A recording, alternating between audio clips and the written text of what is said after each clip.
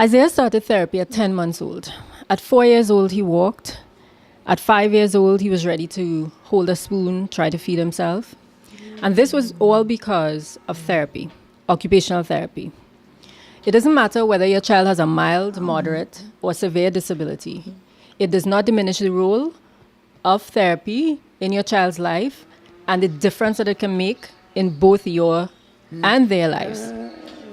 So we hope that...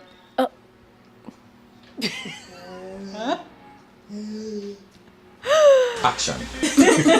OT Daddy. A classic example of a physical disability is somebody who is in a wheelchair. Okay.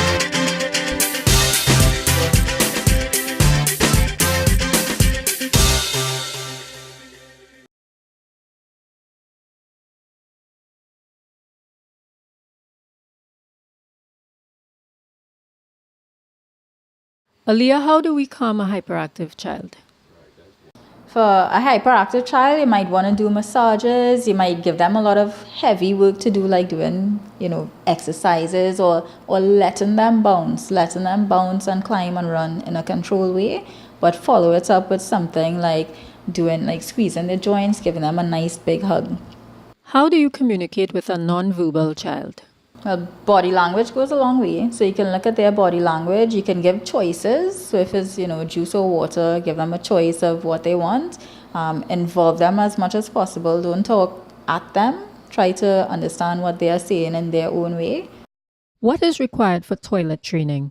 Well, the first part of toilet training is the child understanding what's happening and knowing the difference between feeling wet or feeling dry. If there's and being able to say so, and if there's a problem with that, then you might have to go to the doctor because it might be something internal sensory issue. But the toilet training is something that there's so many different components. That one is really best that you visit the doctor, the occupational therapist, to see exactly what's going on. If it's weakness, if it's a sensory thing, if it's maybe more not understanding the process, for them to guide you through it. Any feeding tips if you're teaching your child to be independent?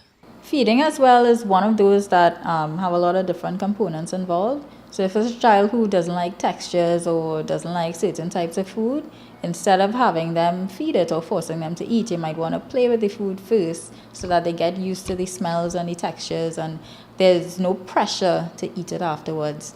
And if it's a child who might have difficulty, holding the food, it might be something where they need to strengthen muscles. And again, that's where the occupational therapist comes in to figure out what the issue is and then help the parent guide the child the best. Aliya, we want you to give parents some encouraging words, a power tip, the truth. Any closing words for parents? Anything you want to say that you think is important? Not what I said before. What I said before is so good. So what I would like parents to understand is that each child is an individual, and I would like them to see their child as their own person instead of what they expect the child to be, and maybe not compare to brothers and sisters or to another child, the neighbor, and just accept your child for their own uniqueness and for their own unique strengths. We look forward to sharing more with you as we continue to expose you to everything disabilities related. Until then, you can like and share our Facebook pages, Cause and Effect, a very special disabilities forum, and you can subscribe to our YouTube channel, Cause and Effect. See you soon.